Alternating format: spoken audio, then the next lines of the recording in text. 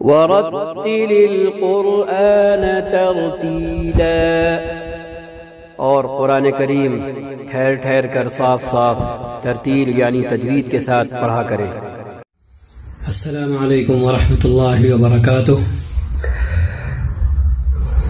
آج کی یہ ہماری 20ویں قسط ہے نورانی قاعدے کی تعلیم سے وابستہ۔ یہ یا ساکن ہمارے سامنے ہے اور اسی یا کا نام یا مدہ ہے جب اس یا ساکن سے پہلے والے حرف پر زیر ہو۔ ٹھیک ہے، اب اسپیلنگ کرنے کی، ہجے کرنے کی دو شکلیں ہیں۔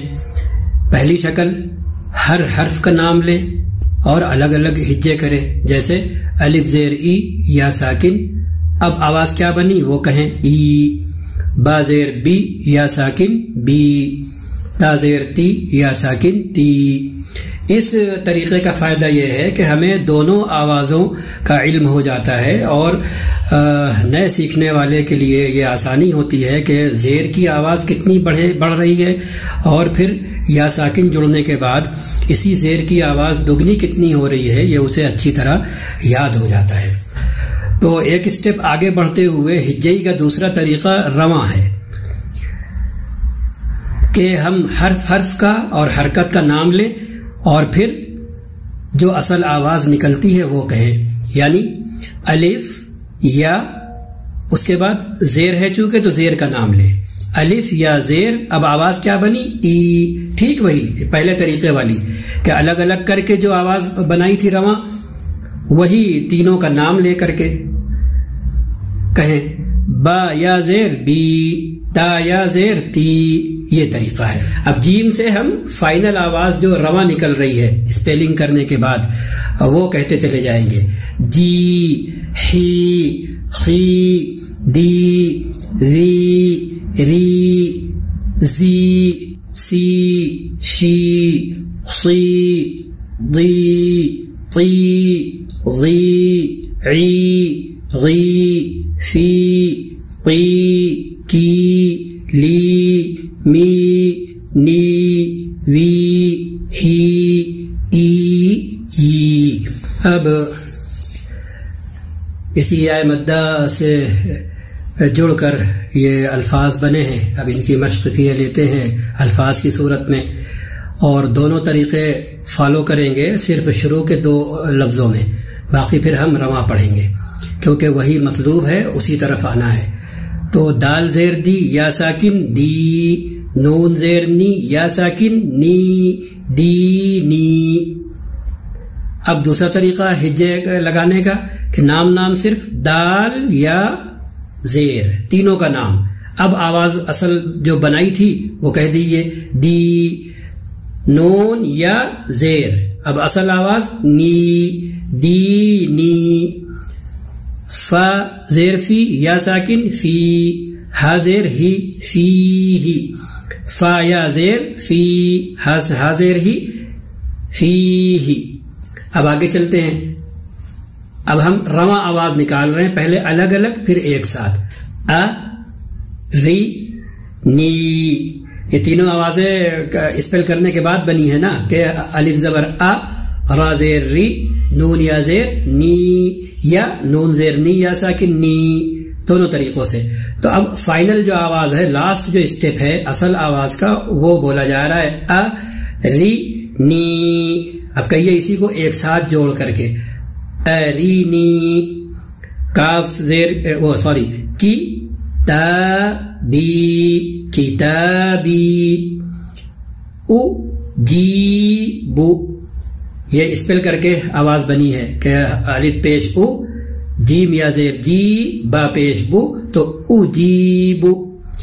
تو ایسے ہی اب یو، وا، ری، یو، وا، ری، م، فا، تی، حو، مفاتیح، را، زی، قینا۔ یہ اسپیل کرنے کے بعد والی آواز ہے الگ الگ، را، زی، قینا، رازقینا، عبادی، عبادی عذابی عذابی تماثیل تماثیل مقادیر مقادیر أخيه أخيه بنيه بنيه. ٹھیک ہے، یہ ہمارے سامنے واو ساکن ہے، اور اسی سے پہلے جب متحرک حرف آ جائے یعنی پیش لیے ہوئے کہ اس سے پہلے ایک حرف ہو جس کے اوپر پیش ہو تو یہ واو ساکن واو مدہ کہلاتا ہے، اور اس پیش کی آواز کو دگنا کر دیتا ہے، ڈبل کر دیتا ہے کہ سنگل آواز کے بجائے ڈبل آواز نکالیں گے. چلے شروع کرتے ہیں. تو حمزہ الف پیش او واو ساکن او. دوسرا طریقہ الف واو پیش تینوں کا نام لے کر کے او. ٹھیک ہے، اب ہم رواں پڑھ رہے ہیں. بو تو سو جو حو خو دو ذو رو زو سو شو صو بو طو ظو عو غو فو قو کو لو مو نو وو ہو او یو.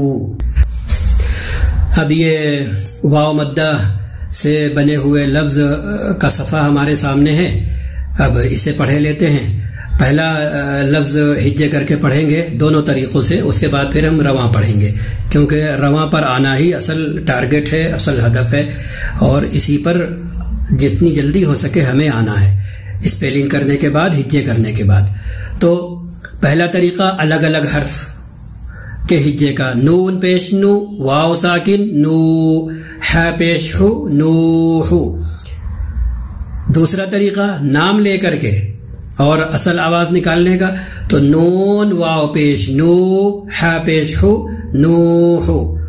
طا واو پیش تو، را پیش رو قورو. تا واو پیش تو، با واو پیش بو تو بو. ٹھیک ہے، اب ہم رواں پڑھ رہے ہیں. نورو قالو یوحی یقوم. کیسے؟ یا زبر یا، قاف واو پیش قو، میم پیش مو، یقوم. تکون مسلمون. چار حصے ہیں الگ الگ، وہی اسپیل کرنے کے بعد میں یہ چار الگ الگ ٹکڑے ایک ساتھ جڑ گئے ہیں، تو اس وجہ سے ہمیں کوئی پریشانی نہ ہو. اس میں جب اس مرحلے پر بچہ آتا ہے یا نیا سیکھنے والا آتا ہے تو تھوڑی سی اسے زحمت ہوتی ہے، تو اس زحمت کا یہ حل ہم بتا رہے کہ ہم اپنے دماغ سے یہ کہیں کہ جیسے جن چیزوں کو تم پہچانتے ہو وہ چاہے الگ ہو چاہے اکٹھا، تمہیں کوئی زحمت نہیں ہوتی ہے. تو جب اسپیل کر کے آ رہے ہو الگ الگ، تو اب جب یہ ایک ساتھ بیٹھے ہوئے ہیں، ایک خانے میں ایک ساتھ رکھے ہوئے ہیں، تو زحمت کیوں ہو رہی ہے؟ وہی آواز نکالنا ہے الگ الگ والی. بات سمجھ میں آ گئی ہوگی انشاءاللہ. چلیے اب یہ دیکھیے قارون. اب یہ تین حصے ہیں نا، تین پارٹ ہیں کہ نہیں؟ قا قی قو سے قا آیا ہوا ہے، را ری رو سے رو آیا ہوا ہے، ن نی نو سے نو آیا ہوا ہے. یہ تین الگ الگ ہم سیکھ کر کے آ رہے ہیں.